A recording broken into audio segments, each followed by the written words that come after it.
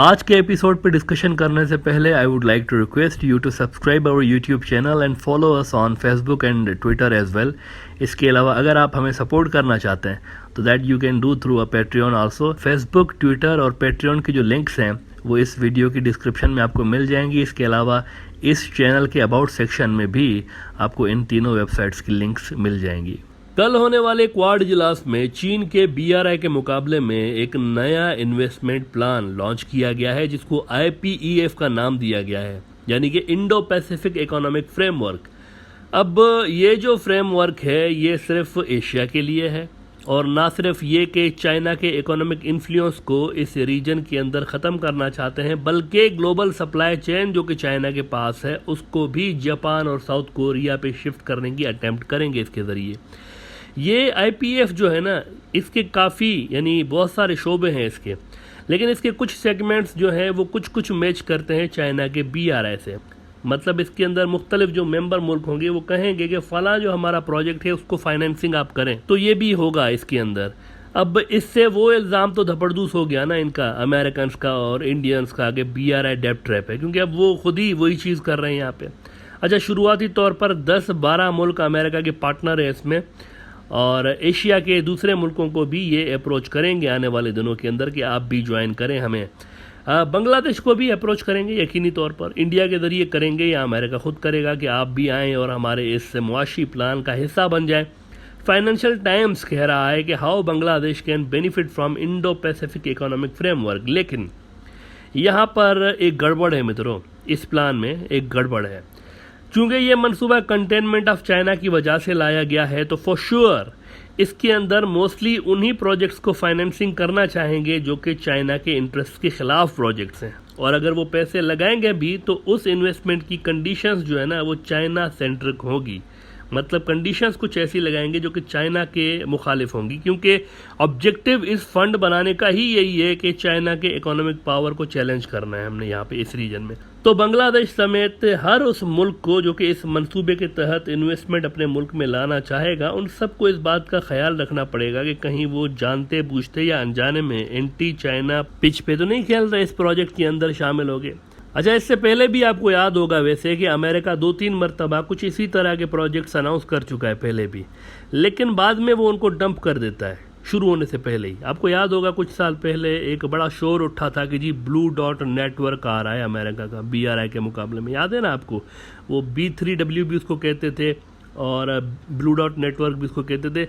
उसका क्या बना किसी को नहीं पता, उसका क्या हुआ भाई, किधर गया वो प्रोजेक्ट, कुछ नहीं पता उसका अभी तक। तो अब उसके बाद ये आ गया है दूसरा।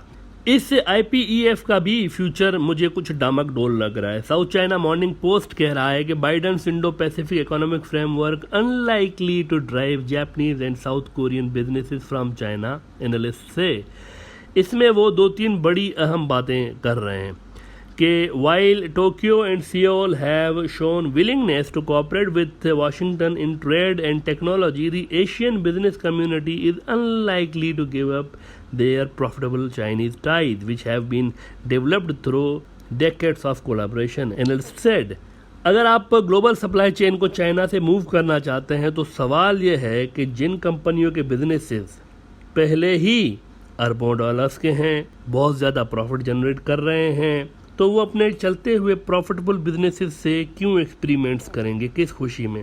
वो चाइना से हट के इधर उधर क्यों देखेंगे? सबसे पहला तो क्वेश्चन ये आंसर करने का है ना कि जब वो पहले ही इस बिजनेस मॉडल के ज़रिए, जो कि उनका अभी बिजनेस मॉडल है, पहले ही वो ठीक ठाक प्रॉफिट उठा रहे हैं और दुनिया की बड़ी कंपनियों में से एक हैं जो कि चाइना के अंदर ऑपरेट कर रही हैं, तो मुझे ये बताएं कि वो क्यों इसके साथ तजुर्बा करना चाहेंगे इस बिज़नेस मॉडल के साथ। और दूसरी बात ये है, और सबसे अहम बात है, कि दुनिया जो है ना वो सेमीकंडक्टर्स की वजह से चाइना और ताइवान पे रिलाई करती है, और हर इलेक्ट्रॉनिक्स के सामान में उसकी जो मैन्युफैक्चरिंग होती है ना उसमें सेमीकंडक्टर्स यूज़ होते हैं। मतलब आपकी मोबाइल फ़ोन से लेके, अच्छा वैसे आपके मोबाइल फ़ोन में सोना भी डलता है, ये भी मैं आपको बता दूं। अगर किसी के पास आईफोन हो या इवन सैमसंग की मोबाइल्स हो ना, तो उसमें बहुत थोड़ी तादाद में थी, लेकिन सोना भी उसमें डल रहा होता है।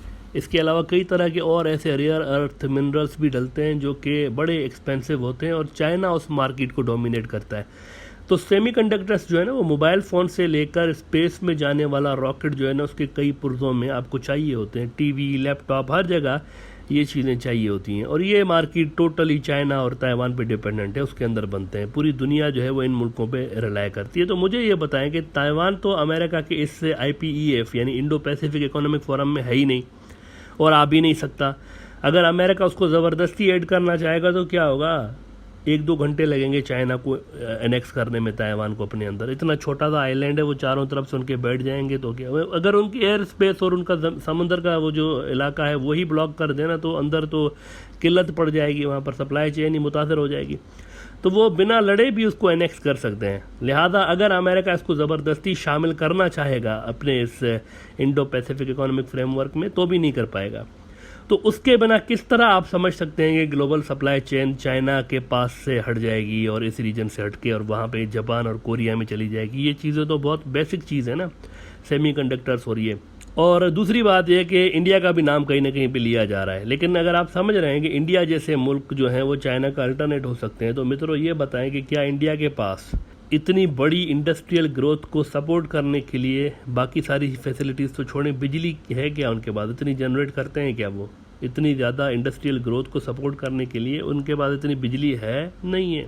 क्या इंडिया के पास रेयर अर्थ मिनरल्स हैं, नहीं है। क्या इंडिया के पास वो इंफ्रास्ट्रक्चर है जो कि इस इतने बड़े इंडस्ट्रियल रिवोल्यूशन को सपोर्ट करे। ये रिवोल्यूशन की बात कर रहे हैं आप कि इंडिया जो है ना वो इसके अंदर सारी अगर चाइना वाली चीज़ें इधर आ जाएं तो ये एक इंडस्ट्रियल रिवोल्यूशन आपको चाहिए। लेकिन क्या रिवोल्यूशन, इंडस्ट्रियल रिवोल्यूशन को सपोर्ट करने के लिए इंडिया के अंदर इंफ्रास्ट्रक्चर है, नहीं है।